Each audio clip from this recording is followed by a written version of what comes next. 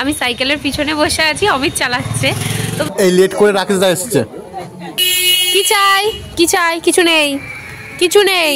এটা কালুর দাদা আলু নাকি? হ্যাঁ, ফ্রাইড রাইস আর পটল পনির। গুড ইভিনিং সবাইকে। সত্যি মায়ের আরো একটা নতুন ব্লগ নিয়ে চলে এসেছি।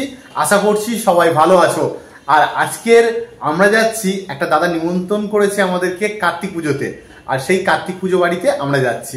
তার আগে যাব মোয়া কিনতে, মানে মিষ্টি কিনতে যাব। আর আজকের থেকে মোয়া দোকান বসেছে, সেখান থেকে মোয়া নিয়ে যাব আমরা নিমন্ত্রণ বাড়ি। তো পুরো ব্লগটা দেখতে থাকো।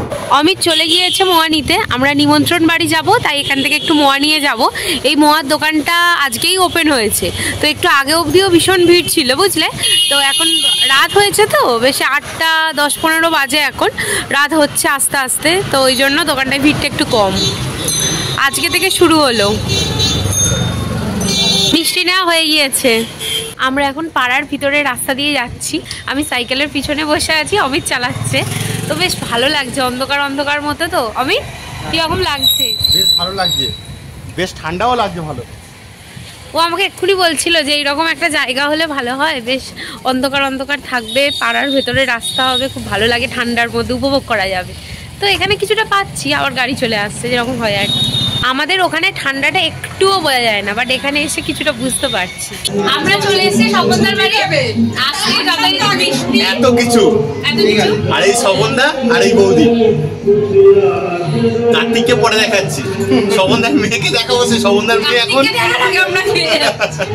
স্বপনদার মেয়ে এত চকলেট খেয়েছে, গা ভর্তি করেছে, এখন চেঞ্জ করতে গেছে।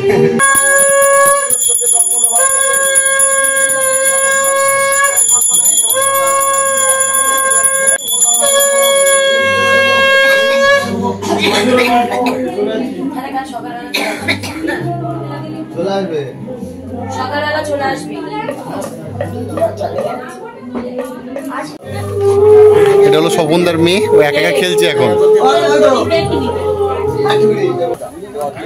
এখন আমরা খেতে বসেছি, আর দেখো তাপসদা আছে, তাপসদার মেয়ে, আর এটা বৌদি। অনেকদিন পরে তাপসদার সাথে দেখা, মাঝে করে সেই পুজোর আগে দেখা হয়েছিল না তাপসদা?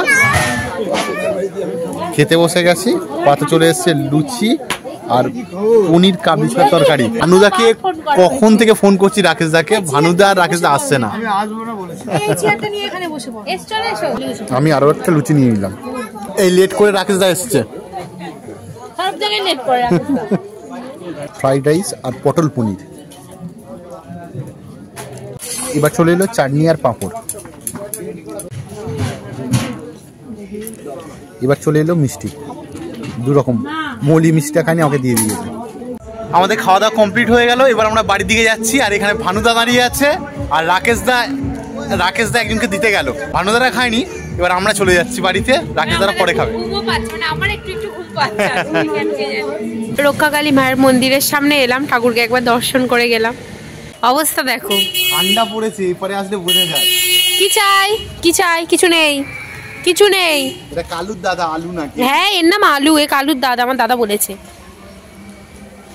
চলো বাড়ি যাওয়া যাক তাহলে। ঠান্ডা লাগছে খুব। এবার আমার অবস্থাটা দেখো, মাথায় ঢাকা দিয়ে নিয়েছি। স্বপনদাদের বাড়ি থেকে খেয়ে দিয়ে ঘুরে আমরা চলে এলাম। কার্তিক পুজোর ব্লগটা আজকে এই পর্যন্তই। তোমাদের কেমন লাগলো বলো এই ব্লগটা। যদি ভালো লেগে থাকে তো please like, comment, share and subscribe করে